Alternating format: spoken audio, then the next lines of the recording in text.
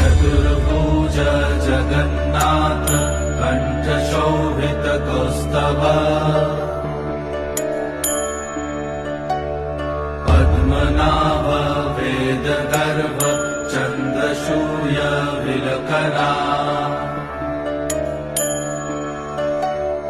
जगन्नाथ लोकनाथ नीलाद्रीश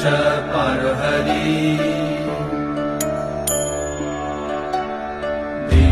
दीनबन्धुर्दया सिन्धु कृपालु जनरक्षका कम्बुपाणि चक्रपाणि पद्मनाभ नरोत्तम जगत्तं पालको व्यापी सर्वव्यापी सुरेश्वर